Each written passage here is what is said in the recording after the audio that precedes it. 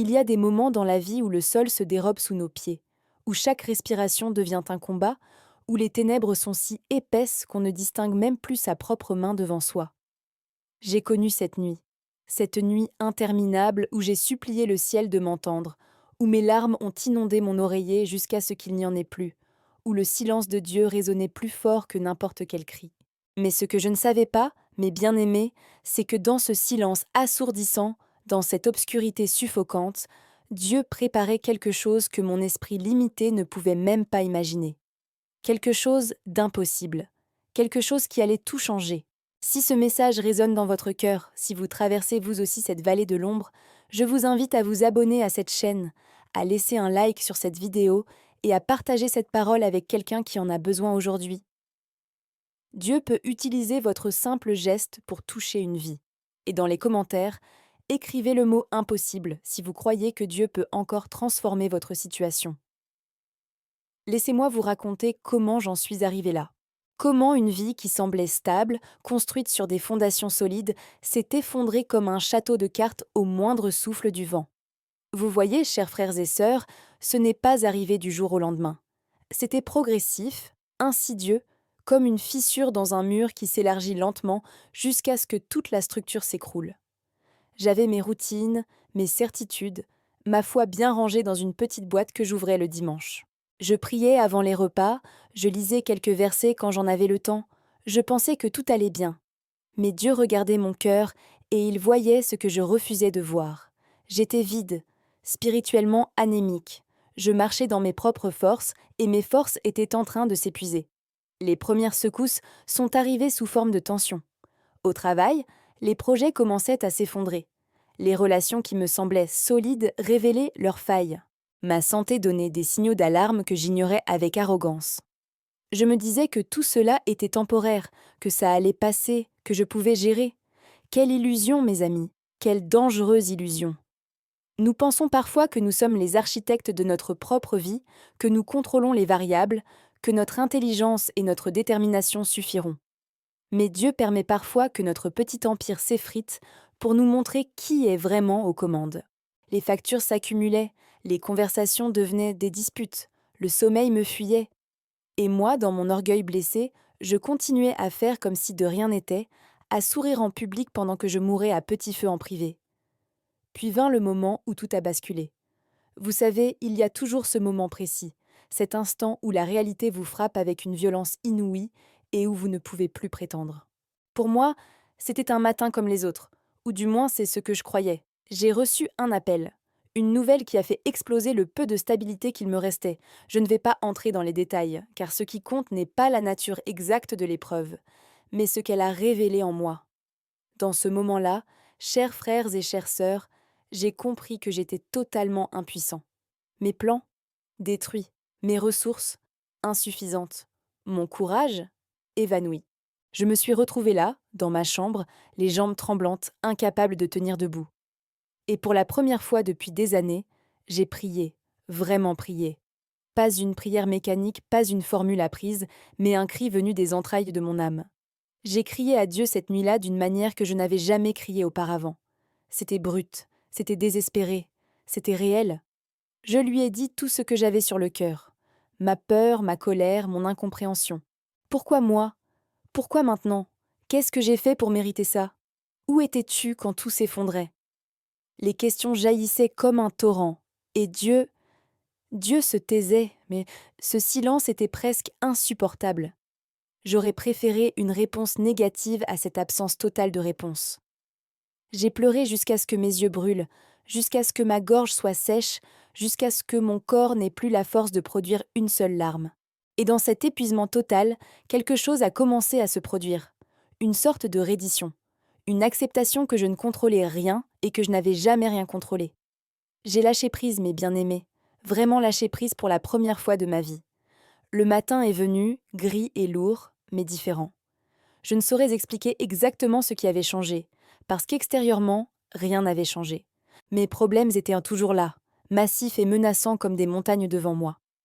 Mais quelque chose dans mon esprit, dans mon cœur, était différent. C'était subtil, presque imperceptible, comme une brise légère dans une pièce étouffante. Je me suis levée, Et au lieu de me laisser submerger par l'angoisse habituelle, j'ai ouvert ma Bible. Pas pour chercher une solution magique, pas pour trouver un verset à brandir comme un talisman, mais simplement parce que j'avais besoin d'entendre sa voix d'une manière ou d'une autre. Et là, mes yeux sont tombés sur un passage que j'avais lu des centaines de fois, mais qui ce jour-là a résonné d'une manière totalement nouvelle. C'était comme si ces mots avaient été écrits spécifiquement pour moi, à ce moment précis, dans cette situation précise. Ce verset parlait de l'impossible. Il parlait de montagnes qui se déplacent, de mers qui s'ouvrent, de situations désespérées qui se transforment par la puissance de Dieu. Et pour la première fois, au lieu de lire ces récits comme de belles histoires du passé, je les ai vus comme des promesses pour mon présent.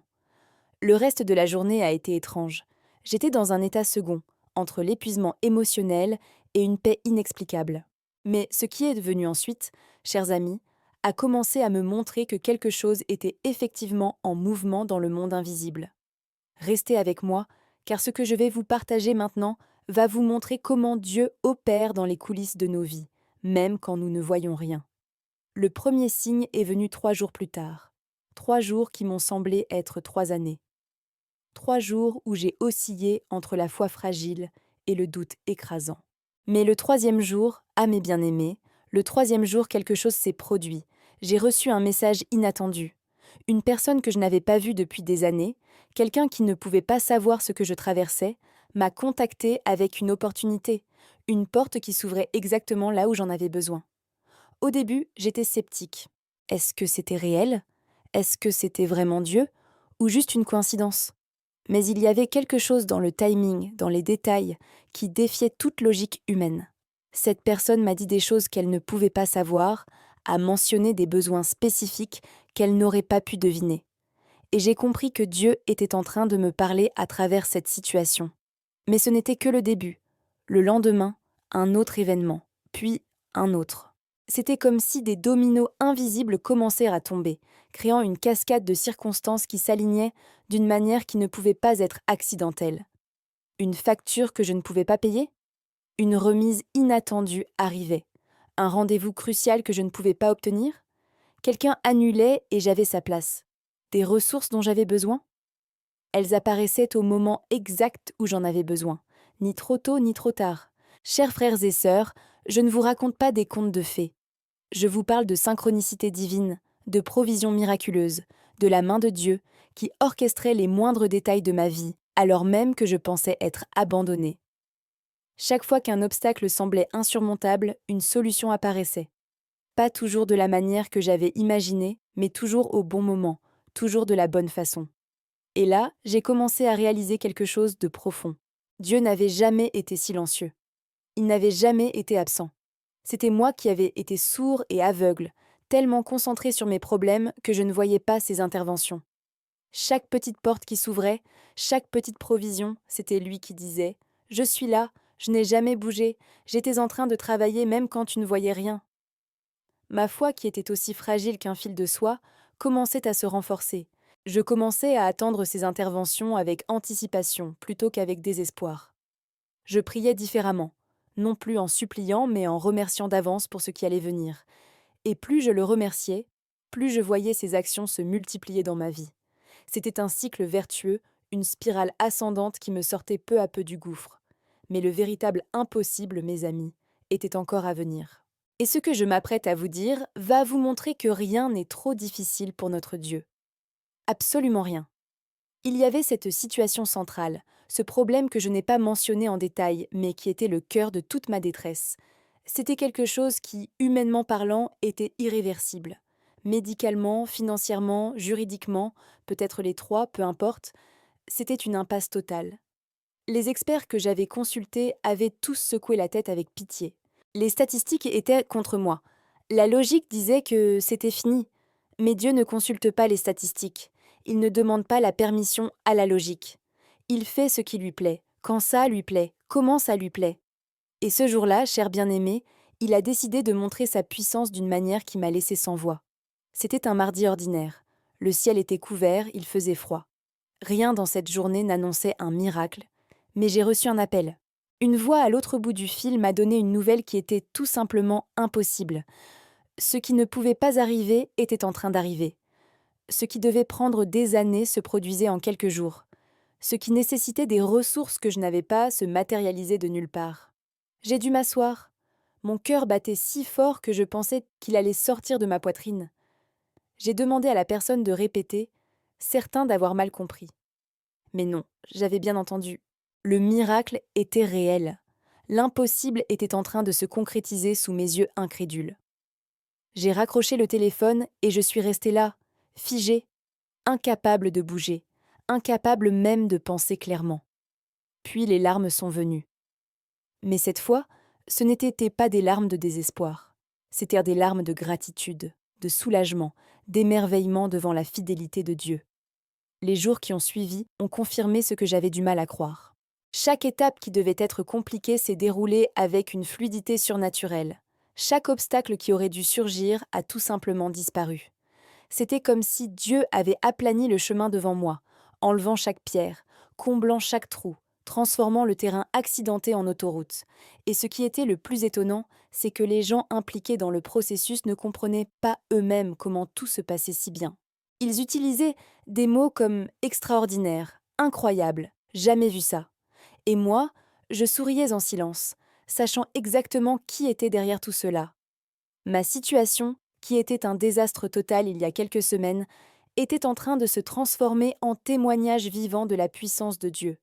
Ce qui était brisé était en train d'être restauré.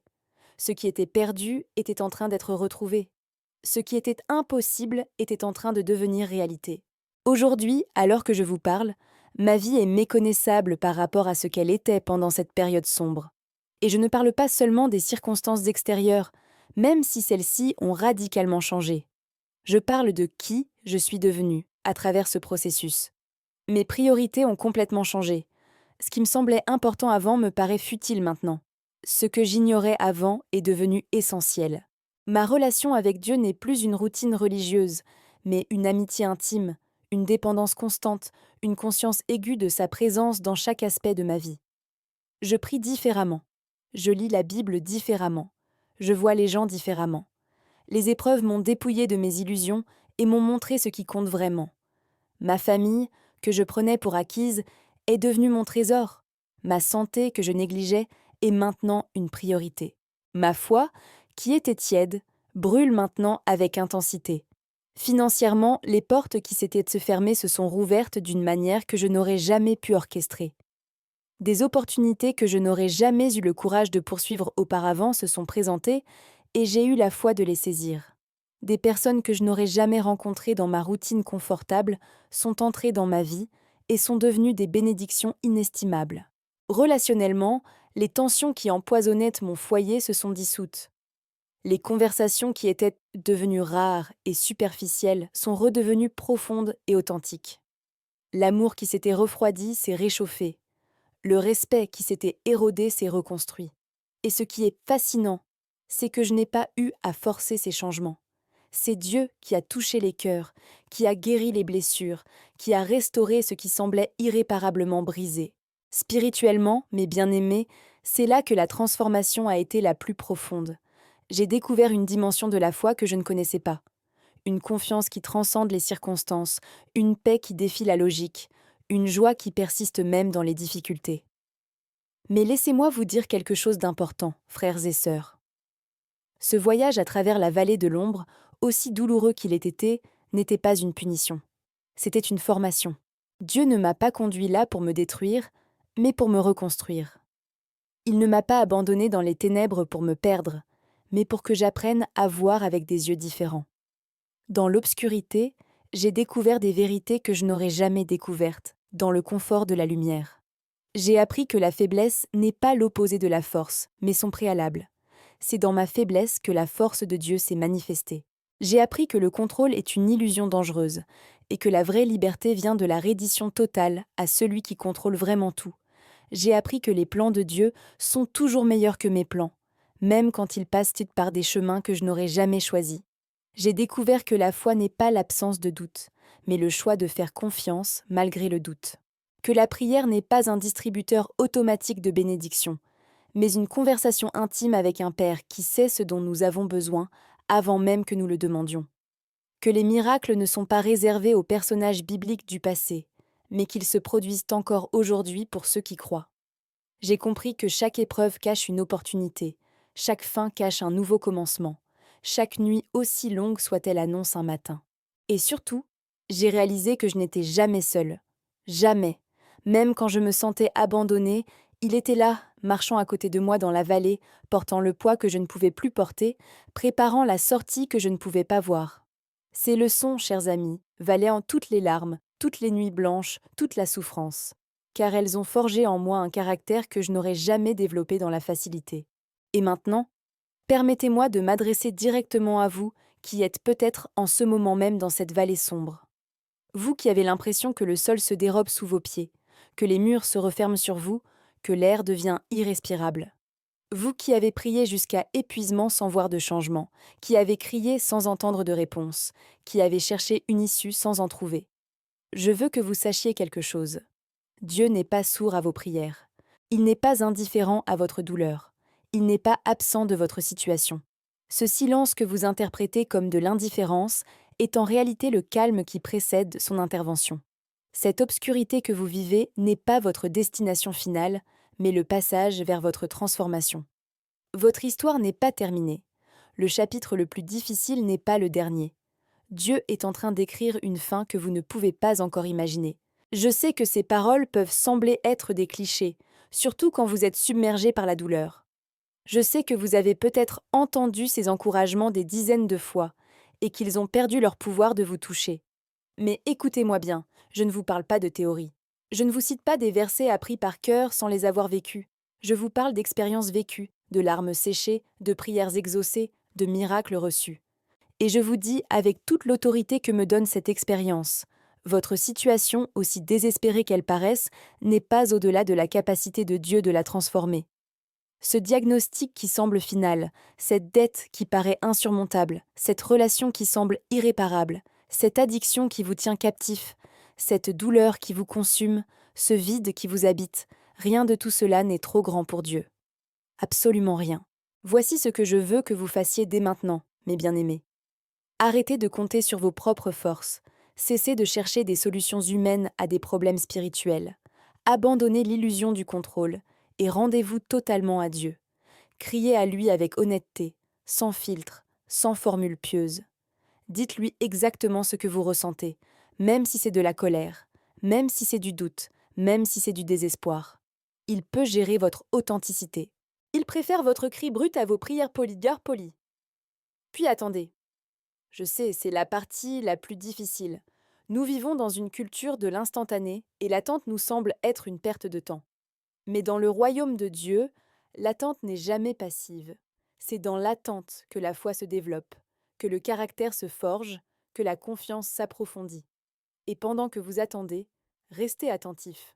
Cherchez les signes de son action, même les plus petits. Ces coïncidences qui n'en sont pas, ces provisions inattendues, ces portes qui s'entr'ouvrent, ces pensées qui vous viennent au bon moment. Et voici quelque chose de crucial que j'ai appris. Votre délivrance est peut-être plus proche que vous ne le pensez. Il y a des signes qui indiquent que le miracle est imminent. Quand l'opposition devient plus intense, c'est souvent parce que l'ennemi sait que sa défaite approche. Quand tout semble empirer d'un coup, c'est parfois le dernier barrage avant la percée. Quand vous sentez une paix inexplicable au milieu du chaos, c'est le Saint-Esprit qui vous prépare à recevoir. Quand des opportunités commencent à apparaître, même petites, c'est Dieu qui teste votre disponibilité à avancer. Quand des personnes entrent soudainement dans votre vie avec des mots d'encouragement ou des solutions, c'est Dieu qui envoie ces messagers. Restez vigilants, car la manifestation du miracle ne ressemble pas toujours à ce que nous imaginons. Elle peut venir par des chemins détournés, à travers des personnes inattendues, dans un timing qui nous surprend. Mais elle vient toujours pour ceux qui croient et qui persévèrent. Alors que faire pendant cette période d'attente ? Premièrement, continuez à adorer Dieu même quand vous ne sentez rien. L'adoration n'est pas basée sur vos émotions ou vos circonstances, mais sur qui il est. Il était digne avant votre épreuve, il est digne pendant votre épreuve, il sera digne après votre épreuve. Deuxièmement, immergez-vous dans sa parole. Pas de manière religieuse, mais avec faim et soif. Laissez les Écritures nourrir votre esprit, fortifier votre foi, réajuster votre perspective. Troisièmement, entourez-vous de personnes qui croient. Éloignez-vous de ceux qui nourrissent votre découragement et rapprochez-vous de ceux qui alimentent alimentent votre foi. Quatrièmement, commencez à remercier Dieu d'avance pour ce qu'il va faire. La gratitude anticipée est un acte de foi puissant qui positionne votre cœur pour recevoir. Cinquièmement, ne négligez pas les petits actes d'obéissance. Dieu cherche souvent notre fidélité dans les petites choses avant de nous confier les grandes. Si vous êtes fidèle là où vous êtes, avec ce que vous avez, Dieu vous ouvrira des portes là où vous voulez être, avec ce dont vous avez besoin. Et surtout, ne perdez jamais espoir. L'espoir n'est pas un optimisme aveugle ou un déni de la réalité. L'espoir est une ancre qui maintient votre âme stable quand les tempêtes font rage. L'espoir est une lumière qui perce les ténèbres les plus épaisses. L'espoir est une conviction profonde que votre histoire ne se termine pas dans la défaite, mais dans la victoire. Tant que vous respirez, Dieu peut agir. Tant que votre cœur bat, le miracle est possible. Tant qu'il reste un souffle de foi en vous, si petit soit-il, Dieu a tout ce dont il a besoin pour renverser votre situation. Ne regardez pas la taille de votre foi, regardez la taille de votre Dieu. Ne mesurez pas votre capacité à croire, mesurez sa capacité à accomplir. Il est le Dieu de l'impossible, celui qui ouvre les mers, qui fait tomber les murailles, qui ressuscite les morts. Et ce même Dieu, frères et sœurs, s'intéresse à votre situation, connaît votre nom, voit vos larmes, entend vos prières. Aujourd'hui, alors que je vous parle de l'autre côté de mon miracle, mon cœur déborde de gratitude. Chaque matin, je me réveille avec une conscience aiguë que je ne devrais pas être là où je suis. Humainement, statistiquement, logiquement, je devrais être encore dans ce gouffre, ou pire. Mais la grâce de Dieu, mes bien-aimés, défie toutes les statistiques. Sa miséricorde transcende toute logique. Son amour dépasse toute compréhension. Je regarde en arrière et je vois le chemin que j'ai parcouru, et je suis émerveillée. Chaque obstacle qui semblait insurmontable, chaque nuit qui semblait interminable, chaque douleur qui semblait insupportable, tout cela fait maintenant partie d'un témoignage qui dépasse ma propre vie. Car voyez-vous, Dieu n'a pas seulement transformé ma situation, il a transformé ma mission. Ce que j'ai vécu n'était pas seulement pour moi, mais pour tous ceux que je vais rencontrer qui traversent les ponts des vallées similaires. Maintenant, je porte en moi une compassion que je n'avais pas avant. Quand quelqu'un me parle de sa souffrance, je ne réponds pas avec des platitudes religieuses, mais avec une empathie authentique née de ma propre expérience. Je peux regarder quelqu'un dans les yeux et lui dire « Je sais ce que tu traverses, et je sais que Dieu peut te sortir de là parce qu'il l'a fait pour moi. » Cette autorité n'est pas arrogante, elle est humble, car elle vient d'avoir été brisée et restaurée. Je ne prends plus rien pour acquis. Chaque journée est un don, chaque respiration est une grâce. Chaque relation est un trésor. Chaque opportunité est une bénédiction. La vallée m'a appris à apprécier les sommets d'une manière que je n'aurais jamais pu le faire autrement. Elle m'a enseigné que la vie est fragile et précieuse, que rien n'est garanti, que tout peut changer en un instant, mais que Dieu reste constant à travers tous les changements. Je me suis engagée à ne jamais oublier d'où je viens. Il est tentant, une fois que la tempête est passée, de minimiser la douleur, d'effacer les souvenirs difficiles, de faire comme si rien ne s'était passé. Mais je refuse de faire cela. Je garde précieusement le souvenir de cette période, non pas pour me complaire dans la souffrance, mais pour ne jamais perdre la perspective. Quand je suis tentée de retomber dans mes anciennes habitudes, je me rappelle où elles m'ont menée. Quand je suis tentée de reprendre le contrôle, je me souviens de ce qui s'est passé la dernière fois que j'ai essayé. Quand je suis tentée de négliger ma relation avec Dieu, je me rappelle qui m'a sorti du gouffre. Et cette mémoire n'est pas un fardeau, c'est une boussole qui me garde sur le bon chemin. Elle m'empêche de dériver, de m'égarer, de retomber dans la tiédeur spirituelle qui a précédé ma crise. Aujourd'hui, je me consacre à aider d'autres à traverser leur propre vallée. Je partage mon histoire, non pas pour me glorifier, mais pour glorifier celui qui l'a transformée. Je tends la main à ceux qui sont dans l'obscurité, parce que je me souviens de ce que c'était d'être là et de désespérer de voir la lumière. Je prie pour ceux qui sont au fond du gouffre, parce que je sais que ces prières ont du pouvoir. J'encourage ceux qui veulent abandonner, parce que je sais ce qui les attend s'ils tiennent bon juste un peu plus longtemps. Et chaque fois que je vois quelqu'un sortir de sa propre vallée, chaque fois que je vois un miracle se produire dans la vie de quelqu'un d'autre, mon propre témoignage se renforce. car cela me confirme que ce que Dieu a fait pour moi n'était pas une exception, mais l'expression de son caractère. Il est le Dieu des impossibles, hier, aujourd'hui et éternellement. Alors je vous laisse avec cette vérité, chers frères et chères sœurs. Votre vallée actuelle est le terrain de votre futur témoignage. Votre nuit présente annonce votre aube prochaine. Votre impossibilité humaine est l'opportunité divine qui attend de se manifester. Ne lâchez pas, ne renoncez pas, ne perdez pas espoir. Votre délivrance est en route, votre miracle est en préparation. Votre impossible est sur le point de devenir possible. Car le Dieu qui a fait l'impossible dans ma vie est le même Dieu qui peut faire l'impossible dans la vôtre. Et il le fera. Je le crois de tout mon cœur. Je le proclame avec toute ma foi. Et je prie que cette parole trouve écho dans votre esprit et enflamme votre espérance. Prions ensemble maintenant. Où que vous soyez, Père céleste, Dieu de l'impossible, nous venons devant toi avec nos cœurs brisés, nos situations désespérées, nos impossibilités humaines. Nous confessons que nous avons essayé de gérer nos vies avec nos propres forces et que nous avons échoué. Nous reconnaissons que sans toi, nous ne pouvons rien faire. Mais avec toi, tout est possible. Seigneur, je te prie pour chaque personne qui écoute ces paroles en ce moment. Tu connais leur nom, tu vois leur situation, tu entends leurs cris silencieux. Interviens dans leur vie comme tu es intervenu dans la mienne. Fais l'impossible que seul et toi connaissez. Déplace les montagnes qui bloquent entre leur chemin. Ouvre les portes que personne ne peut ouvrir. Pourvois à leurs besoins d'une manière qui dépasse leur compréhension. Guéris ce qui est brisé, restaure ce qui est perdu. Transforme ce qui semble irréversible. Et dans le processus, change-les de l'intérieur. Forge en eux une foi inébranlable, une confiance profonde, une dépendance totale de toi. Que cette épreuve ne soit pas seulement surmontée, mais qu'elle devienne un tremplin vers une dimension spirituelle qu'ils n'ont jamais connue. Nous te remercions d'avance pour ce que tu vas faire, pour les miracles en route, pour les impossibilités qui vont devenir possibles. Au nom puissant de Jésus-Christ, notre Sauveur et Seigneur. Amen. Que la paix de Dieu qui surpasse toute intelligence garde vos cœurs et vos pensées. Que son amour vous enveloppe dans cette période difficile.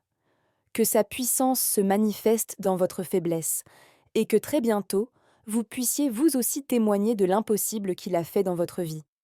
Je crois en votre miracle. Je crois en votre transformation. Je crois que votre meilleur chapitre est encore à venir. Restez forts dans la foi, mes bien-aimés, le miracle est en chemin.